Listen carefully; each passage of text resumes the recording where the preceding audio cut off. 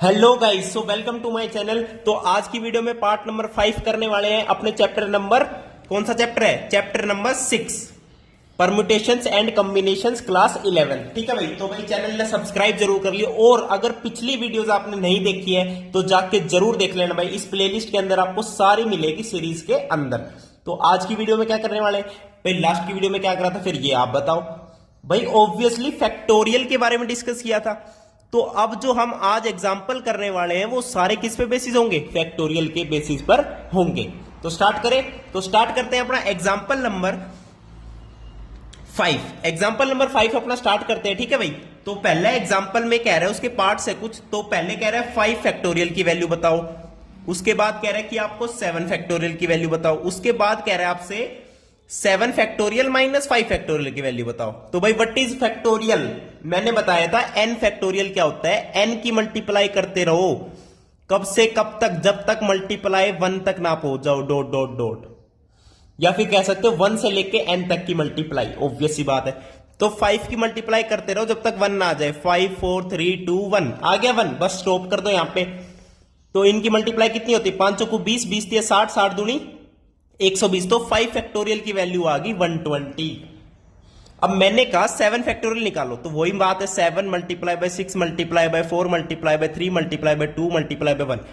अब दिमागदार बच्चा होगा वो बताऊं क्या करेगा? 7 मल्टीप्लाई बाय 6, और ये चीज ये क्या है? ये तो अभी निकाली 5 फैक्टोरियल, तो इसे ऐसे लिख दो, यानी 7 6 42, 7 6 42, 42 multiply by 5 factorial. And 5 factorial की वैल्यू अभी कितनी निकाली थी? 120।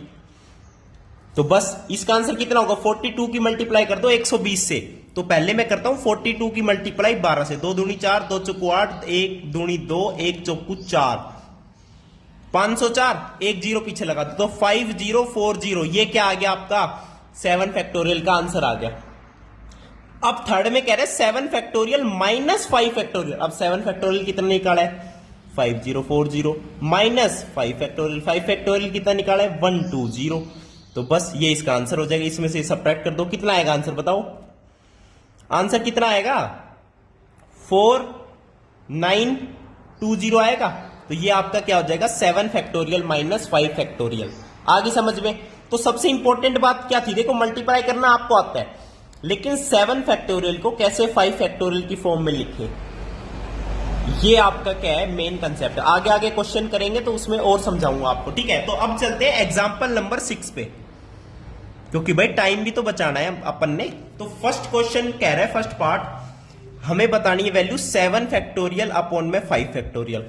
कौन कौन इसका आंसर आसानी से देगा?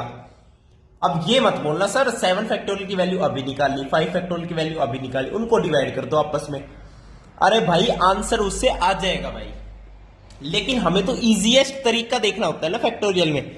अब मैंने बोला था 7 फैक्टोरियल को क्या लिख सकते हैं? 7 multiply by 6 multiply by 5 factorial, और नीचे क्या है? 5 फैक्टोरियल है। अब 5 फैक्टोरियल से 5 फैक्टोरियल कैंसिल हो गया, अब आसान बनाए ना। और 7 6 कितना होता है? 42। तो आंसर 42 आ गया कितनी आसानी से। तो जितना सिंपलेस्ट कर सको फैक्टोरियल की टर्म को, चाहे वो न्यूमेरिक टर्म हो चाहे एन की टर्म हो, कोई दिक्कत नहीं आनी चाहिए भाई। अब एक और क्वेश्चन करें, सेकंड पार्ट देखो क्या कह रहा है। सेकंड पार्ट में कह रहा है 12 फैक्टोरियल, और डिवाइड में बताऊं क्या क्या है? एक तो 10 फैक्टोरियल है, एक आपके पास क्या है? 2 फैक्टोरियल है। देख रहे हो? अब भाई बोलोगे पहले 12 फैक्टोरियल अलग से निकालो, 10 फैक्टोरियल अलग से निकालो, उनको डिवाइड करो। तो भाई कोई झंझट वाली बात नहीं है। 12 फैक्टोरियल को मैं क्या लिख सकता हूं? 12 multiply by 11 multiply by 10 factorial. नीचे है 10 फैक्टोरियल, बिल्कुल है, तो तभी तो मैंने ऊपर 10 फैक्टोरियल बनाया है। 10 factorial multiply by 2 factorial. 10 factorial से 10 फैक्टोरियल कैंसिल हो गया, हो गया। अरे भाई 2 फैक्टोरियल कितना होता है? 2 मल्टीप्लाई बाय 1, 2 1 जा 2, 2 फैक्टोरियल 2 ही होता है, तो इसको कैंसिल कर दो, इसे 2 6 जा 12। 11 मल्टीप्लाई बाय 6 कितनी होगी? 66। तो 66 इसका क्या आ गया? आपका आंसर आ गया। समझ गए? तो कोई दिक्कत ही नहीं है। अब चले एग्जांपल नंबर 7 पे। चलो जी एग्जांपल नंबर 7 पे। एग्जांपल नंबर 7 क्या कह रहे हैं देखो। ओके, हमें इवेल्युएट करना है n फैक्टोरियल अपॉन में r फैक्टोरियल अपॉन में n माइनस r का फैक्टोरियल। अच्छा, ये हमें इवेल्युएट करना है कब? व्हेन आपको वैल्यू दे रखी है, n की वैल्यू 5 है, आर की वैल्यू 2 है। तो सिंपल है, एन की जगह 5 रख दो, आर की जगह 2 रख दो, बस देखो। तो 5 फैक्टोरियल अपॉन में 2 फैक्टोरियल, एन माइनस आर यानी 5 माइनस 2 3 का फैक्टोरियल। अब इसे सोल्व करना आता है? बिल्कुल आता है। मैं क्या करता हूं, 5 फैक्टोरियल को 3 फैक्टोरियल की फॉर्म में लिख लेता हूं।